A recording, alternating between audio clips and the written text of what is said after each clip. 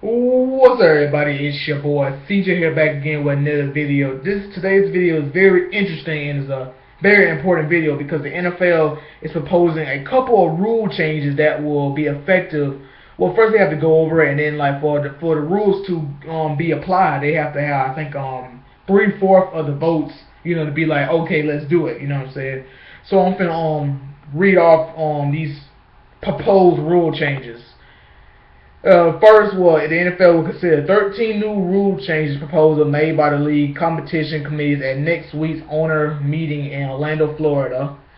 Um, Among the potential changes not listed below is a personal foul call for players using the N-word on the field, but it remains in the area of focus and concern for the league.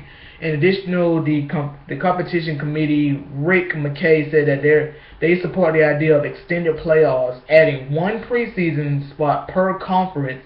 This will still be voted by owners and will require 3/4 of them to approve it. Now here is a list of 13 proposed rule changes. Move kickoffs to the 40-yard line from the 35 where it is now.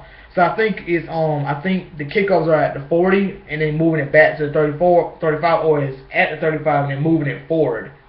Yeah, that's what they're doing. Yeah, they're gonna move it up 5 more yards. Good lord, man! So it's gonna be a whole bunch of touchbacks over and over again. Making all personal fouls reviewable, eliminating overtime in preseason games.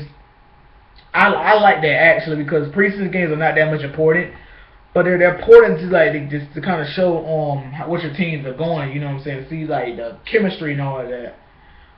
Next rule change is extending the goalpost vertically by 5 feet on each side, moving extra point attempts to the 25-yard line, making it a 43-yard try. This was proposed by the Patriots, my team. You already know. The competition committee separately is proposing one preseason game this season where extra points snaps will take from the 20, adding 6 cameras to all boundary lines on the field to supplement TV camera angles, allowing any official discussions to be challenged by coaches, not just specific kinds of plays, protecting players from getting their legs rolled up on from the side and not just from the back as a penalty, allowing the referee to confirm the members of the NFL officiating department in New York at the league office doing replay reviews.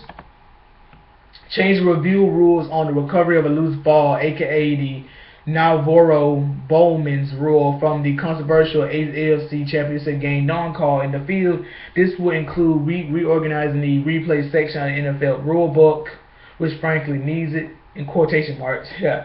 Keeping the clock running on quarterback sacks of all time. That means you get sacked.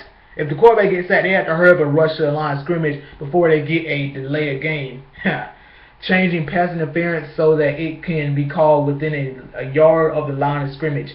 I think what it's saying is that pass interference will start right then and there instead of being like the wide receivers and like defensive backs or cornerbacks. They can you can do all that for 5 yards and then after that you have to let go or you be called for a pass interference. So I guess they're saying that once you try to do something like holding, once you're past the line of scrimmage, pass interference. Like, come on, I don't know. Some of these rules are kind of ridiculous, but hey, you have enforcing defensive penalties behind the line of scrimmage from the previous spot instead of from the end of the play or from the spot of the foul. Then they have some more. It's some bylaws, but I guess it's not really important. But there's one thing I do want to say that did caught me off guard is one that says changing mandatory roster cutdowns during the preseason goes from 90 players directly to 53, skipping the 75 player step. That's shocking right there. That means a lot of players are gonna get cut just like that. Other than that, it's nothing really important. But those rule changes, my opinion off of them. Hey, the one about the Patriots one time about they want longer 2-point tries. It makes it interesting. Because it's kind of like simulating NFL Streets, NFL Street 2. I think also 1. Because I know NFL Street 1, they try I think NFL Street 1 is just 5 yards, for 2 points and 1 point. NFL Street 2 is 5 points for a running play for only 1 point, and then 2 points is 10 yards back. So it's giving you that kind of feel of video game. But either way, some rules, I can't really say that it'll turn out good. The goalpost to make it even like taller.